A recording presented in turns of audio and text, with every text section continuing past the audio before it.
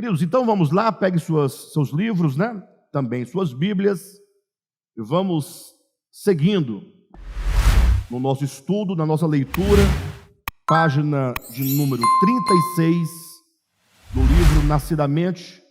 Eu vou começar no exato momento onde nós paramos no último estudo, que é esse parágrafo central da página 36. Ele está até separado, né? Tem um espaçamento em relação ao parágrafo anterior e em relação ao parágrafo posterior, quando diz: o motivo de tamanho disparate é a teologização da verdade.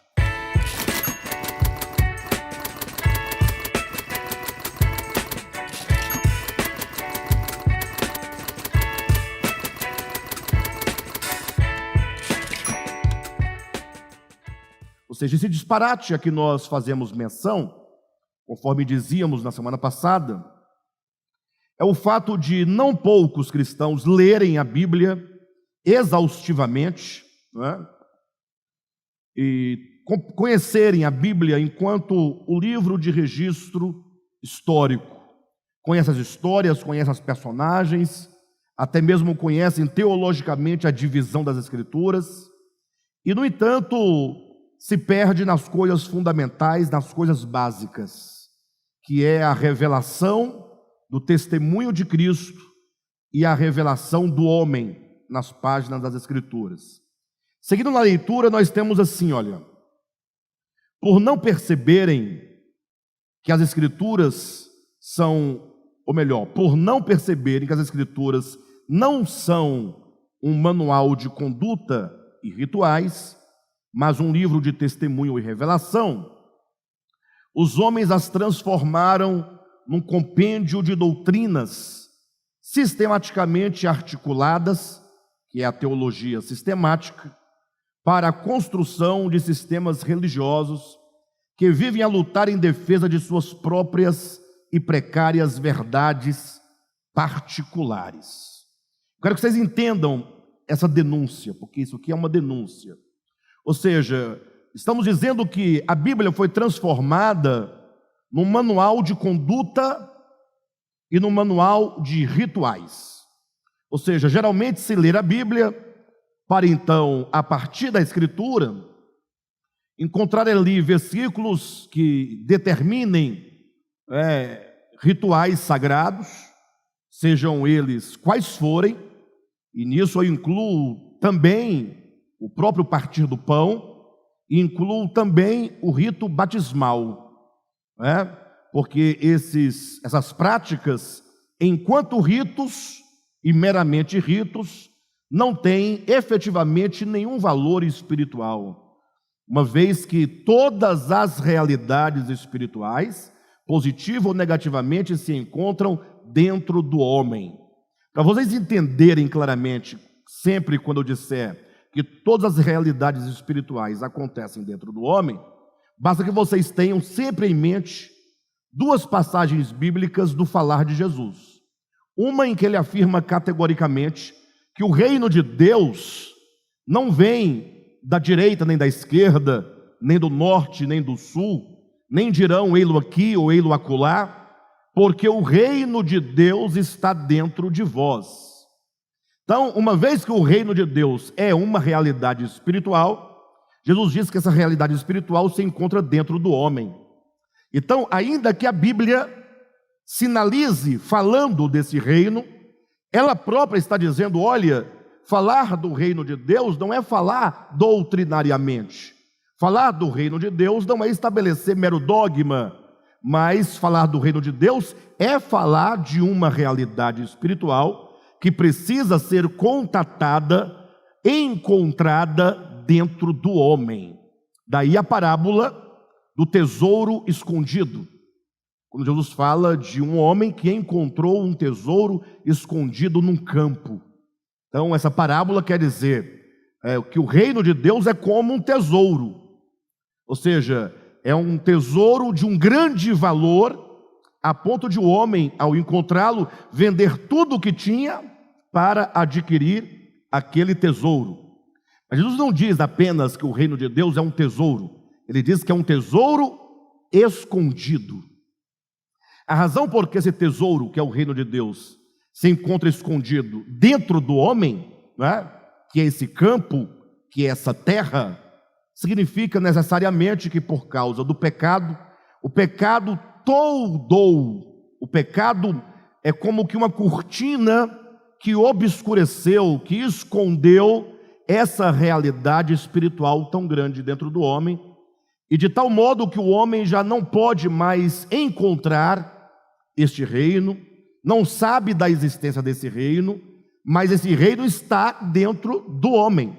É preciso que o homem o encontre, né? E ao encontrá-lo, então, e não basta encontrá-lo, tem que encontrar e tem que tomar a decisão de colocar esse tesouro, esse reino, acima de qualquer outra coisa, acima de todo bem que essa vida humana pode eventualmente oferecer. Então, falar do reino de Deus dentro do homem, palavras de Jesus, é falar de uma realidade espiritual que está dentro do homem e que, portanto, só é possível contatar essa verdade organicamente, dentro de nós mesmos.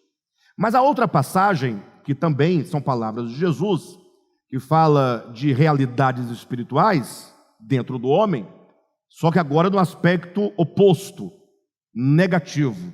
Se o reino de Deus é uma realidade espiritual, positivamente falando, em outro lugar Jesus vai dizer que nada do que há fora do homem pode contaminá-lo.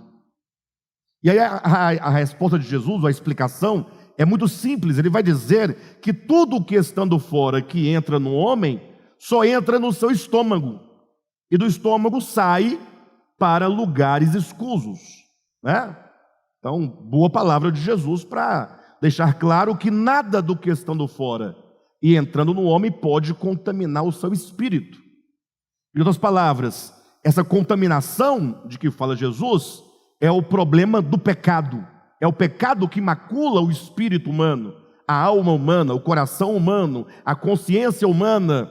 E Jesus fala, portanto, que é do coração e não de fora que procedem toda forma de pecado. Então, seja o reino de Deus, seja o império das trevas, seja os atributos divinos, o fruto do Espírito, amor, paz, alegria, longanimidade, benignidade, justiça, mansidão, etc., ou seja, qualquer outra forma de pecado, tudo procede de dentro do homem. Então é isso que nós queremos dizer quando falamos que toda realidade espiritual só pode ser contatada e encontrada dentro do homem.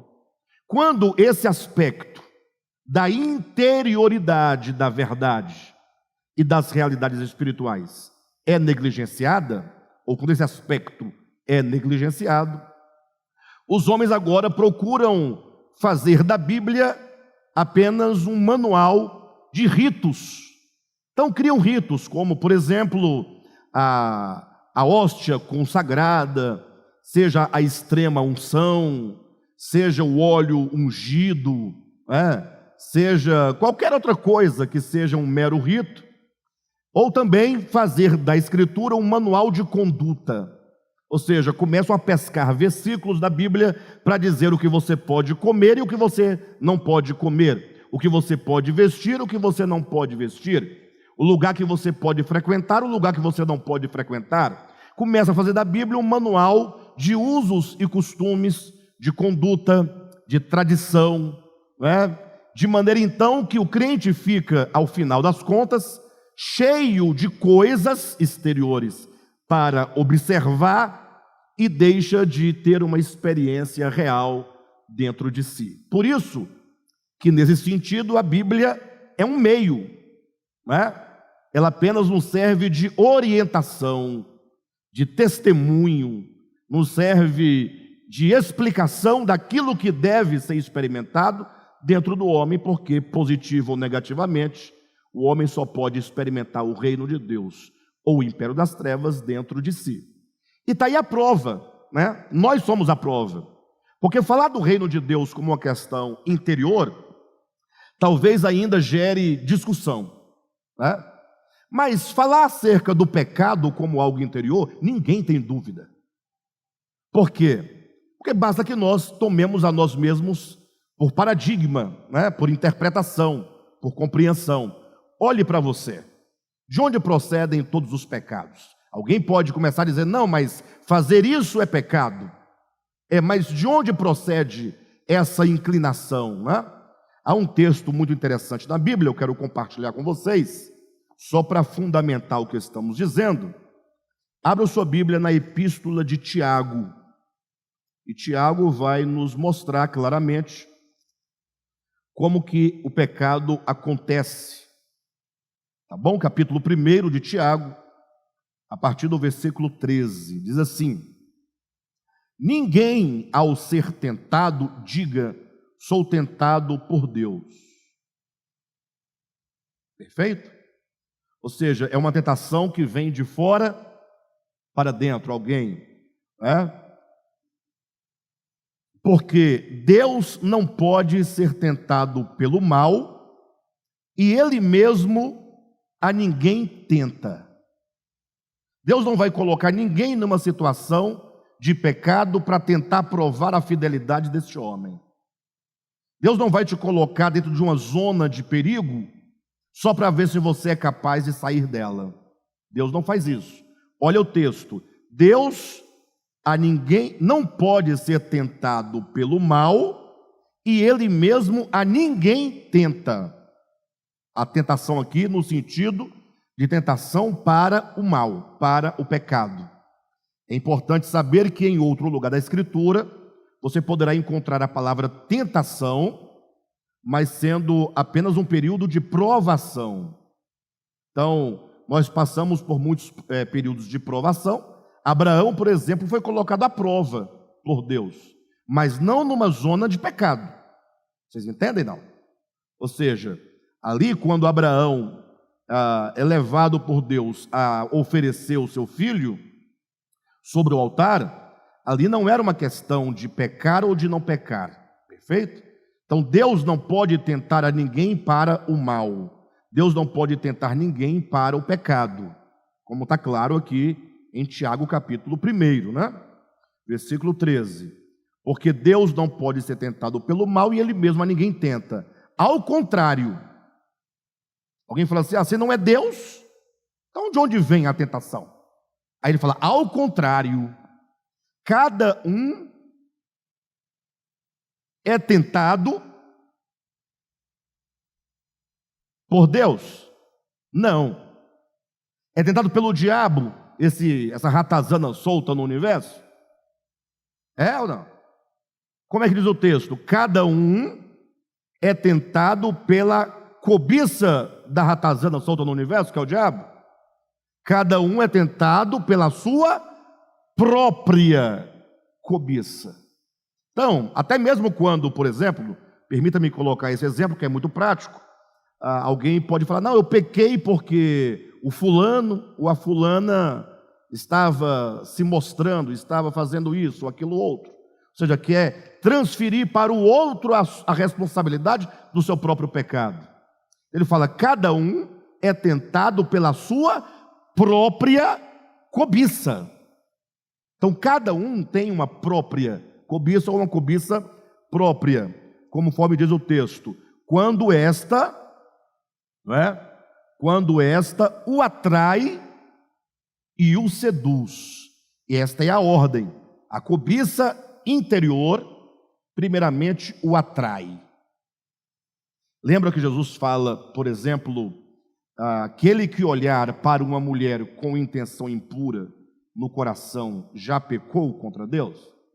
E a partir daí alguém disse, olhar a primeira vez é natural, porque você está vivendo na sociedade e as pessoas estão passando diante de você. Ora, quando você olha, e ao olhar algo te desperta e você volta o seu olhar, esse segundo olhar é voluntário. É a decisão de fixar o olhar, não é? É a sua decisão de agora alimentar alguma coisa que te atraiu. Então, primeiramente, nós somos o quê? Atraídos.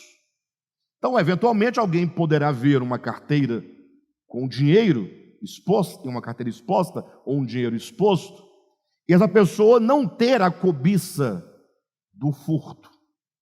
E por não ter tal cobiça, logo ele vai pegar, até mesmo para guardar, para que nenhuma outra pessoa pegue, e vai então providenciar, devolver essa carteira para alguém. Mas a pessoa que tem a inclinação para o furto, que tem a cobiça específica do furto, ou que o furto é uma cobiça própria daquela pessoa, quando ele olhar, logo ele é o quê? Atraído. Ele olha e vem logo no coração e na mente o quê? Uma chance, uma oportunidade, um desejo. De agora, eventualmente, eu posso me apropriar daquilo que está dando sopa, né? Daquilo que está vacilando, na linguagem mais coloquial. Então veja, ao contrário, versículo 14, cada um é tentado pela sua própria cobiça, quando esta o atrai, a atração é a primeira coisa, aquele olhar que você volta porque alguma coisa te chama a atenção, até aí é algo até natural, porque a cobiça existe, a atração fatalmente vai acontecer. Mas o atrai e o seduz. Quando a pessoa entra no nível da sedução, ela já está agora sendo tomada pelo desejo, e o desejo já está sendo refletido, já está sendo agora idealizado. A pessoa começa a maquinar um meio daquilo acontecer. Continuando, versículo 15. Então a cobiça, depois de haver o quê? Concebido. Então a cobiça atrai, é o primeiro olhar, né? Melhor, o segundo olhar, né?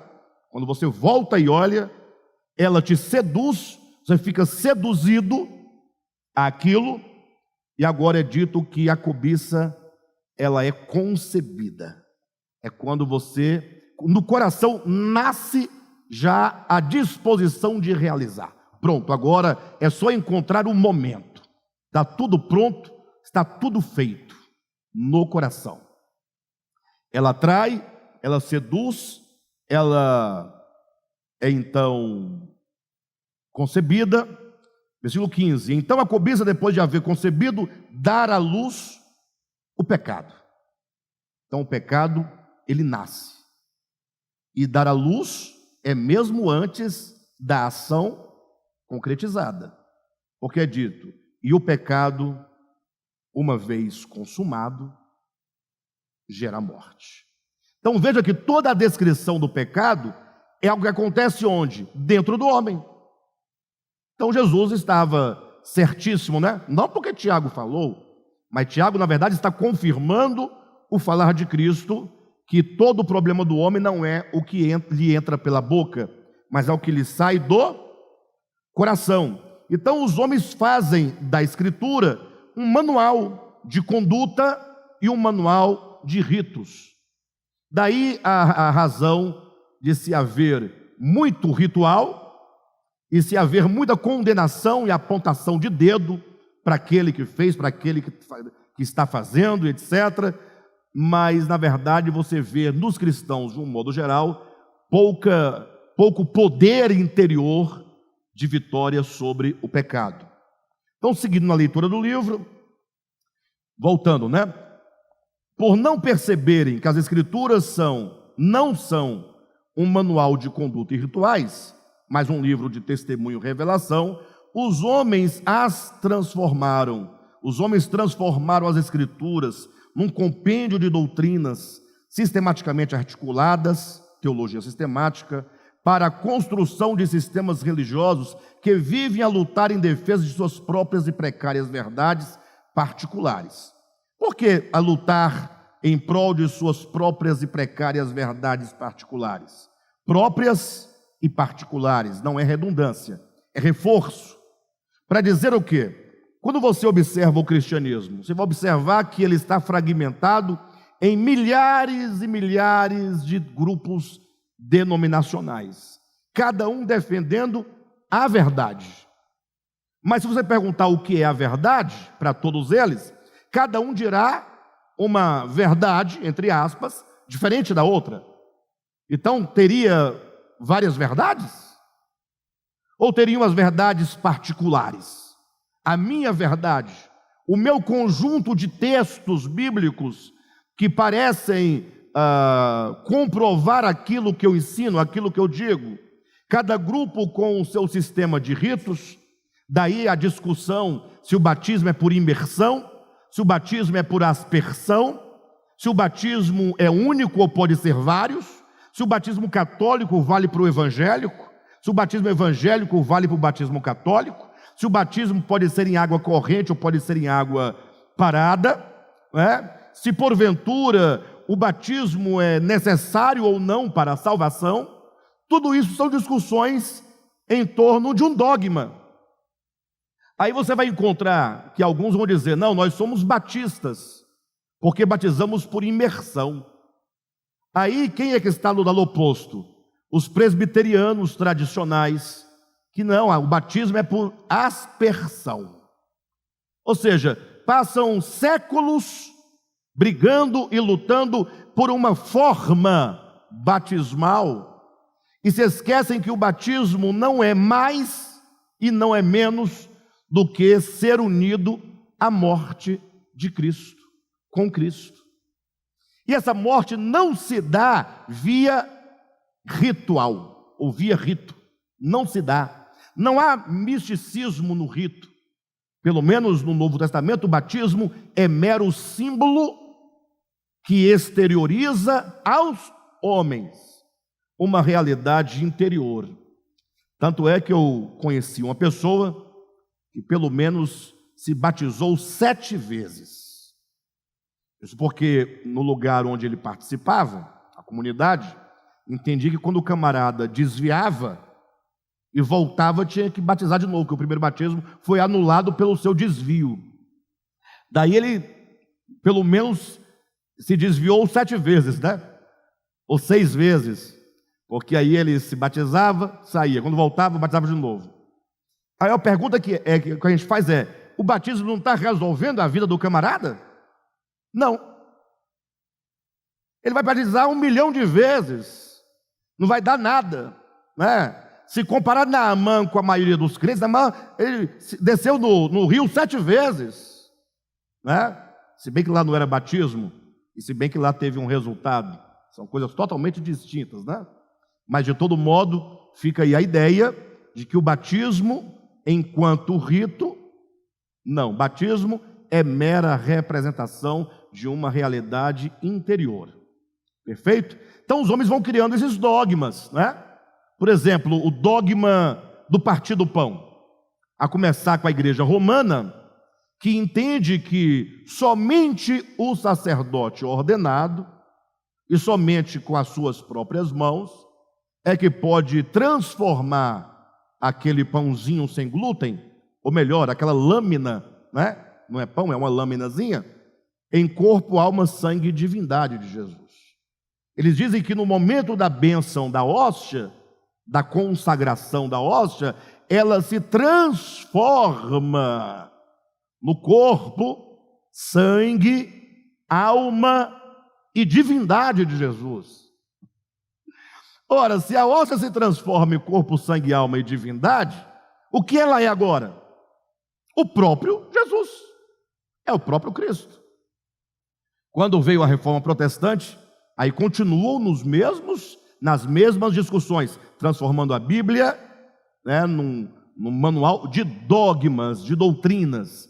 Aí foram debater, falaram: não, na verdade, quando o sacerdote abençoa ou consagra a hóstia, não ocorre que ela se transforma não, ela continua sendo a mesma coisa. Entretanto, em razão da bênção, agora acrescenta-se, justapõe-se a hóstia, algo espiritual, justaposto sobre. Então não transforma, mas traz consigo uma graça agora que foi adicionada pela consagração realizada pelo sacerdote. Essa é a discussão que se faz.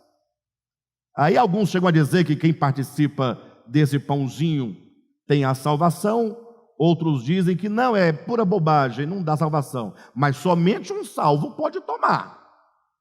E aí fica a dificuldade, porque quem é que vai tomar? O salvo? Sim, mas quem? Quem é o salvo? É você que vai ser a medida de quem é salvo e de quem é perdido? Até porque a própria doutrina da salvação, ou melhor, a própria salvação se transformou também num dogma. Porque o que é salvação? É alguém não ir para o inferno e agora vai para o céu. E por que a pessoa não vai para o inferno e vai para o céu? Ora, vão dizer, porque ela aceitou a Jesus com um gesto de mão, comprou uma Bíblia, entrou num rio, saiu, mudou os hábitos, geralmente alguns hábitos relacionados à bebida, alguns vícios, algumas coisas, pronto, está dando o dízimo em dia, está salvo. Interessante que eu ouvi essa semana, um trecho interessante, uma igreja, não vamos entrar nos méritos, né? Mas interessante que era uma convenção de uma igreja, em que tinha assim, uma bancada com vários pastores, e toda a igreja presente, reunida, um local muito grande, muita gente. Essa convenção era para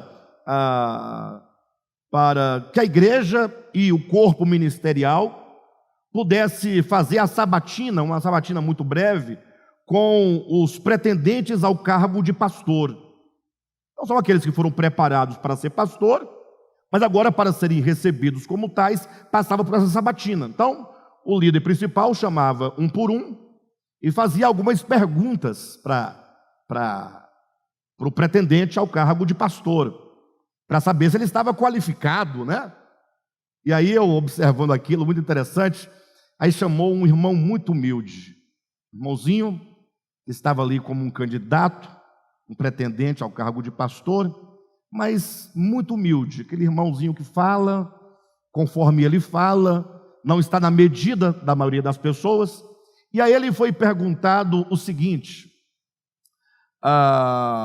qual é a diferença entre o fruto do Espírito e os dons espirituais? Então veja o nível da sabatina, né?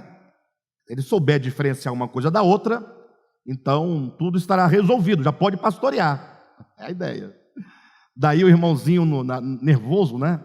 Ele até sabia, eu percebi que ele sabia, mas na hora de tanta gente ali, uma comunidade muito grande, pastores chiques, pessoas importantes, todo mundo engravatado, e se eu errar eu posso perder o cargo que eu tanto almejo, etc., ou a função que seja. E aí o irmão ficou nervoso, falou, os frutos do Espírito. Aí o pastor, para. Você falou o quê? Os frutos do Espírito? Eu perguntei sobre o fruto do Espírito. Aí eu queria estar presente para dizer assim, pastor, falta-lhe o fruto do Espírito. Nesse momento, ao perguntar sobre ele, porque o irmão está nervoso, então tenha paciência com o irmão. E se você acha que ele não sabe diferenciar entre o fruto de os frutos, você pode, de um modo mais delicado, né, como uma manifestação do fruto do Espírito no singular, até para não oprimir a criatura humilde e simples que está diante de você. Daí você vê que mais importante é saber falar corretamente o fruto e não os frutos, ainda que não o tenha ou não os tenha. Quem está entendendo? E o que importa se é o fruto e os frutos? O que importa é que você tenha amor, paz, alegria, longanimidade. Se são vários os aspectos de um só, o que importa é que você os tenha ou que você o tenha. Lógico, dentro de um lugar acadêmico ou de uma questão mais específica, é interessante frisar que não são os frutos, é o fruto. Porque não é possível que você tenha o Espírito em você que gere uma coisa, não gere outra. Se o Espírito está aqui, fala assim, eu estou aqui, dominando o teu ser, e vou gerar isto, mas não vou gerar aquilo, vai depender de alguma outra coisa, né? Se você está sendo governado pelo Espírito, pelo menos no momento dessa condução, tudo o que ele é será manifestado. E se você não está sendo conduzido, nada do que ele é será manifestado. Quem está entendendo? Você não pode você não pode dividir o Espírito Santo em partes acessíveis e partes inacessíveis, não é? Até porque o fruto do Espírito Santo, entenda, é uma bênção do Espírito, é a presença do Espírito, é a manifestação do Espírito, é o reino de Deus te conduzindo, mas não é algo que se adquire hoje e pronto. Agora, pronto, eu adquiri o fruto, acabou, eu tenho fruto. Não, o fruto quer dizer o resultado do Espírito. Só que nossa experiência com o Espírito, ela vai sendo um processo, um desenvolvimento. E ele vai nos ensinando, não é? A vida cristã, dia a dia, passo a passo. Bem, de todo modo, é para vocês entenderem a diferença de uma doutrina para uma experiência. Falar que o reino de Deus é uma experiência interior é experimentá-la. Transformar a Bíblia num manual de doutrina é você apenas, como eu posso colocar, é você descrever uma verdade espiritual dentro de um sistema conceitual. Tá certo? Então, seguindo na nossa leitura, diz assim, ou seja, página 36, 1, 2, 3, 4, na quinta linha de baixo para cima, lá no finalzinho. Ou seja, esqueceram-se de que a verdade é orgânica, que se manifesta como acontecimento dentro do homem, e a transformaram em meros conceitos, dogmas e fórmulas. Dogmas e fórmulas. A exemplo, doutrina acerca da Trindade. Só um exemplo. Por exemplo, vocês sabem que há uma discussão e um debate muito grande no meio cristão sobre a fórmula batismal.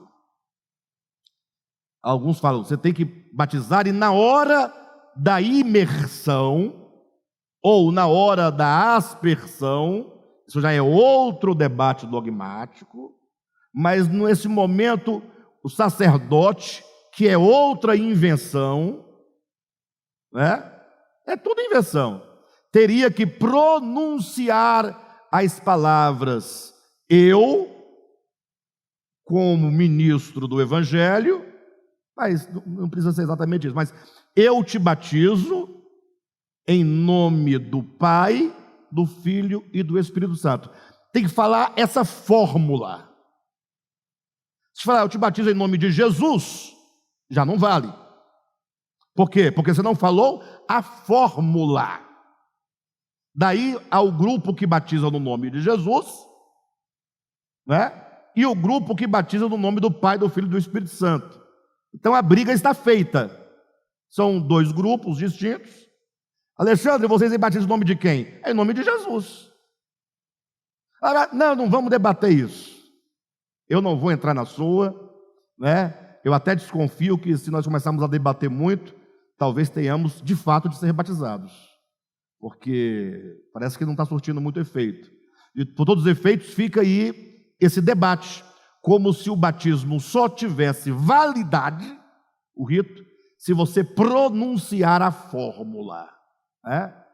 Inclusive, se diz na teologia de a forma e a fórmula. A forma é a água, é a forma. E a fórmula seria a expressão que tem que ser pronunciada. Vocês estão entendendo a ideia, Então está aí. Ou seja, esqueceram-se de que a verdade é orgânica, que se manifesta como um acontecimento dentro do homem, e a transformaram em meros conceitos, dogmas e fórmulas. 2 pontos. Doutrina acerca da Trindade. Queridos, imaginem, olhem para mim, por favor. Vocês acreditam que até hoje há esse debate?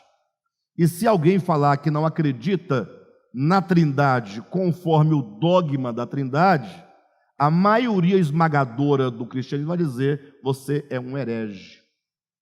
Ali há uma seita herética porque não acredita no Pai, no Filho e no Espírito Santo.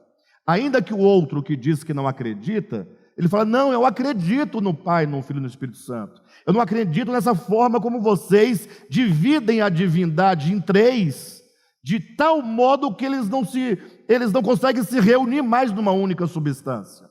Ou então vocês chegam ao grau máximo da loucura em dizer: não, é só uma substância. Já está tudo errado, porque Deus não é substância.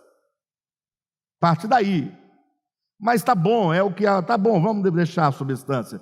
Eles pegam uma única substância e falam: Deus, o Pai, o Filho e o Espírito são uma única e uma só substância. Ah, tá, então tá bom. E por que são três, então, se é uma só substância?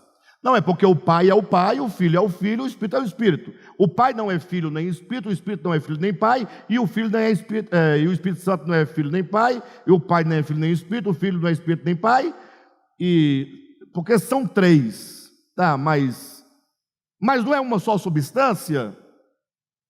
É uma só, mas não é o mesmo. Ora, mas se é só uma substância, você pode até dividir em 1000. Só pode ser um. Por exemplo, você pega uma jarra de água desta, se você colocar toda essa água e dividi-la em 3 copos distintos, pode-se dizer que cada uma desses copos contém H2O. Perfeito? Pode-se dizer. Mesma substância? Sim. Mas a pergunta, quando a questão é a trindade, é mais profunda. A questão é mais profunda. Porque a pergunta é: tá, e se eu contaminar a água desse primeiro copo com algum produto para tirar a pureza da água, as outras águas também se contaminam ou continuam contaminadas? No caso dos copos, continuam contaminadas. E no caso da trindade, como isso funciona?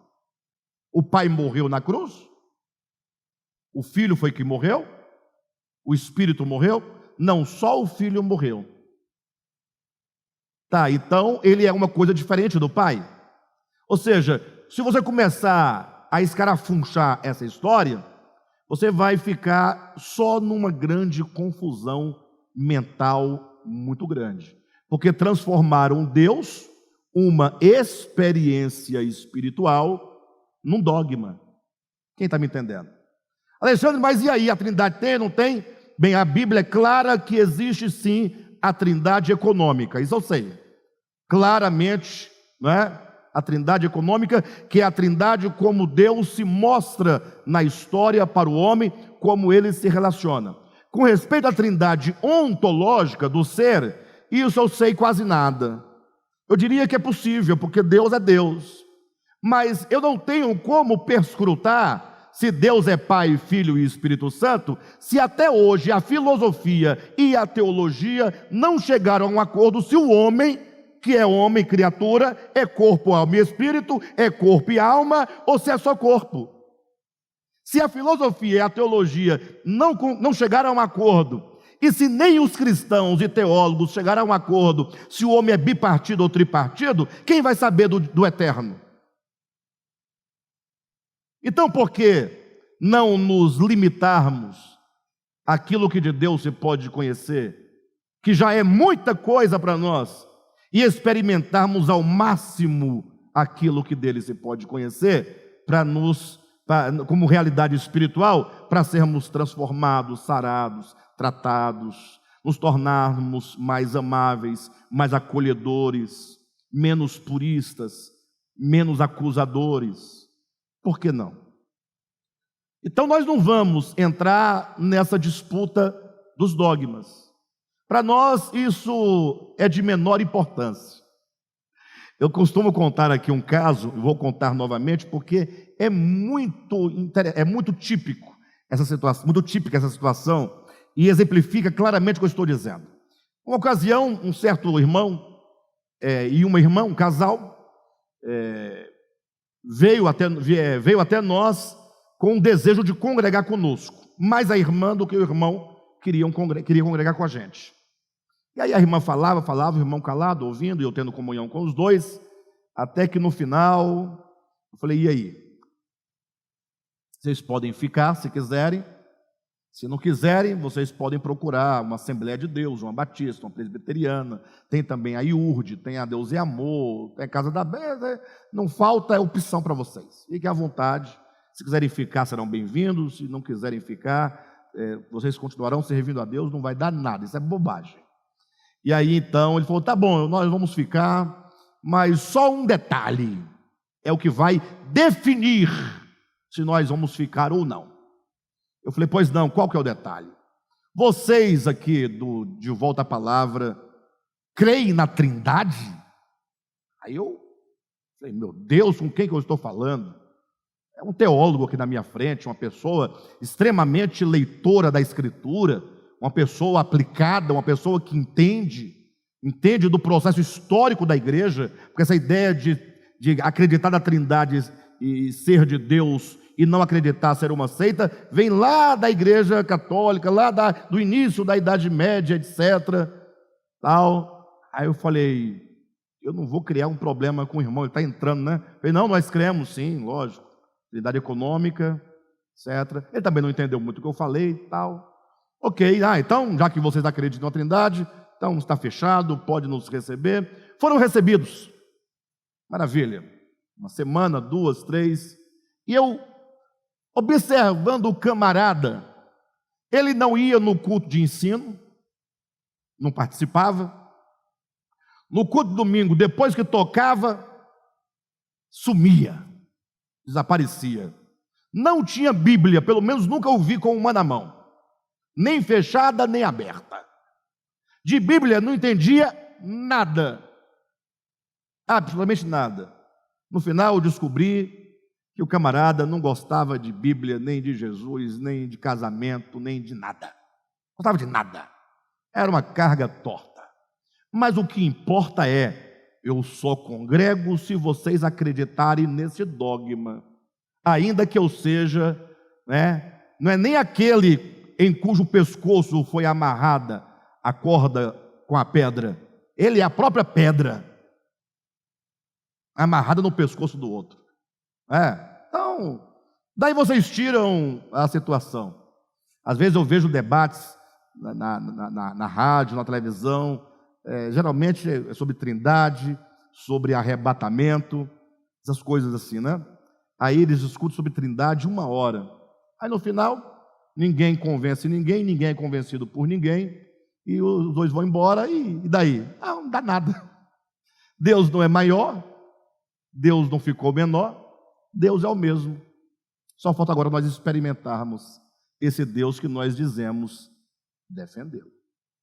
Nos tornamos juízes de Deus, advogados de Deus, para dizer como Ele é, o tamanho da orelha dele, o tamanho da barba dele, mas dele mesmo queremos saber? Essa é a grande questão que nós estamos aqui discutindo. Seguindo adiante, então, finalzinho da página 36, quando fala dos dogmas e formas, está aí a doutrina acerca da Trindade, vem em seguida, doutrina acerca do pecado, doutrina acerca da redenção, doutrinas e doutrinas e doutrinas, cada um com a sua forma de pensar. A doutrina acerca da redenção, estranho porque me parece que a coisa mais importante no âmbito dogmático e doutrinal e bíblico deveria ser a redenção, que é o que nos afeta diretamente. O que nos interessa eu preciso ser redimido, pronto, a despeito de qualquer outra coisa. Mas é um dos temas também mais controversos que existe. Continuando a leitura, e desde que os homens acreditem deste ou daquele modo, julgam estar salvos ou perdidos. Ou seja, eles vão dizer se você está salvo ou perdido a partir do momento que que você declara essa forma ou aquela forma de crença. Tanto é que o cristianismo por excelência, no âmbito histórico, material, é o catolicismo. Sim ou não? O cristianismo por excelência, no âmbito material histórico, quem é? Não é o catolicismo? Maior no tempo, maior em número, maior em organização, maior em teologia, maior em tudo. Só que, para os evangélicos, de modo geral, eles estão perdidos. Tanto é que a grande tarefa dos evangélicos é pregar para os católicos se converterem aos evangélicos. É a grande tarefa. Não é? É a luta. É crente pregando para crente, porque católico é crente e crente é crente. Só creem na forma dogmática diferente. Não é? Ou seja, eles lá têm os dogmas deles, esses daqui têm seus dogmas, e esses daqui que têm seus dogmas também não se concordam entre si e vai se multiplicando igual rato. E no final, o que dá? Não dá nada. Bem, aí eles julgam, né? Vocês estão perdidos porque vocês fazem imagem de escultura de José. Imagem é o desenho. Escultura porque foi esculpido. De José, o pai de Jesus, né? O suposto pai de Jesus. Mas nós não adoramos, nós veneramos, nós admiramos, é só um modelo, é só um exemplo. Não, mas vocês adoram, não pode. Eu vi você adorando, eu vi. Passei lá, você ajoelhou. Então, está perdido. Aí esse mesmo crente, à noite, entra lá no templo sagrado, já é idolatria, porque não há templo. Daqui a pouco vem 4 homens carregando uma arca nas costas, evangélico. E aquele que disse que o católico estava perdido porque tinha a imagem de José, agora vai tocar na arca. Isso é idolatria. É conferir poder divino a um objeto. É idolatria. Então, daí vocês tiram até onde vai a confusão mental, né, do cristianismo. Seguindo adiante, página 37, ainda lá em cima, teologização da verdade, pois, é a forma conceitual e ideologizada do mistério e do homem. Então, Deus é o mistério, o homem é uma experiência viva, o homem é um ser em plena e constante atividade. Você, mesmo quando dorme, está em atividade. Sim ou não? Sua mente e sua consciência não param de trabalhar. Então você é um ser vivo, né? Não no sentido de as plantas serem seres vivos também, não. Você é um ser vivo, orgânico. Deus é uma realidade espiritual, o mistério. Então transformaram tanto o homem quanto a Deus em conceitos, numa ideia, apenas numa ideia. Teologização da verdade, pois, é a forma conceitual e ideologizada do mistério e do homem, tendo-os como meros objetos afetados exteriormente por ritos, sacramentos, diabo, a fruta da árvore do conhecimento, ignorando completamente o drama do ser no teatro da existência. Ignora-se o drama do ser, né, no teatro da existência, para se apegar a um dogma para manipular os homens. Vou dar um exemplo prático para vocês. Eu vou me aventurar, né? Porque é muito perigoso, os exemplos são perigosos, né? Mas eu vou me aventurar porque é a verdade, não posso omitir isso. Ninguém vai dizer em sã consciência que divórcio é coisa boa. Vai dizer? Que divórcio é de Deus? Ninguém vai dizer. A divórcio é divino, coisa maravilhosa, vontade de Deus, mandamento de Deus. Não é. O divórcio, para mim, é uma forma de morte. Morre-se de várias formas, né? Como já dizia lá o Belchior, ano passado eu morri, mas nesse ano eu não morro. Ou seja, há várias formas de se morrer, ou de morrer. Perfeito ou não? Várias formas de morrer. Divórcio para mim é morte. Morre muita gente quando ocorre um divórcio. Para mim o divórcio é uma grande fatalidade, uma grande catástrofe e é um grande prejuízo. Então nada de bom se pode falar sobre divórcio.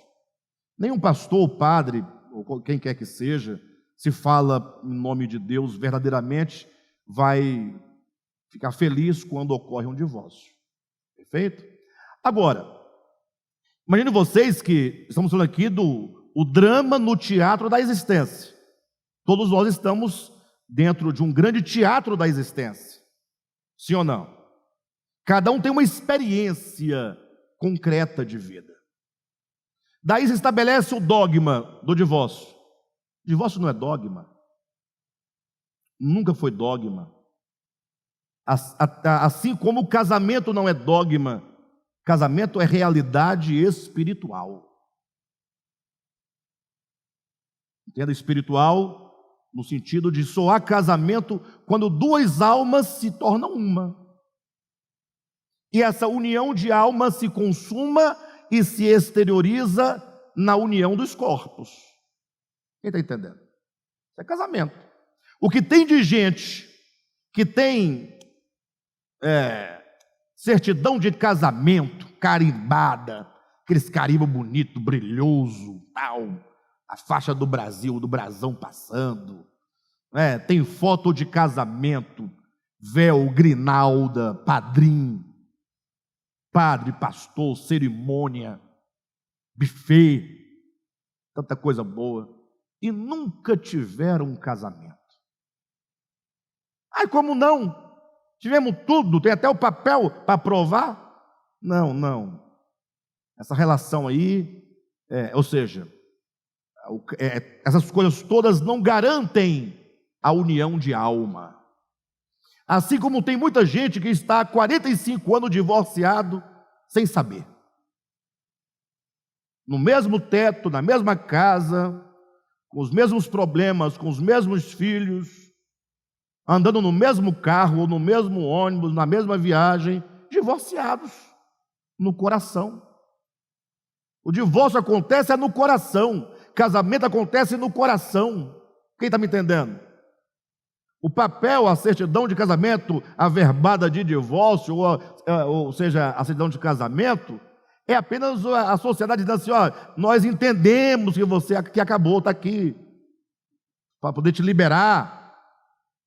Mas transformaram isso, ao invés de olhar o divórcio como um problema de natureza espiritual, que é preciso que a igreja seja ajudada para que isso não venha a acontecer posteriormente. Não.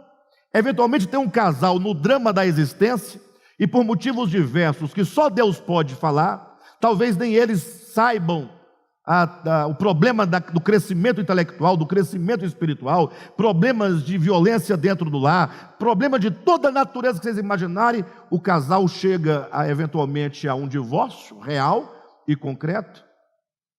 Às vezes tem um vagabundo na relação que é o canalha, e às vezes tem uma vítima que passou 30 anos na unha do outro, ou vice-versa, mas isso não importa. O drama da existência não importa, o que você sente não importa, a sua verdade não importa, o que importa é o dogma, está fora. Não é fora da igreja, não, você está fora do céu.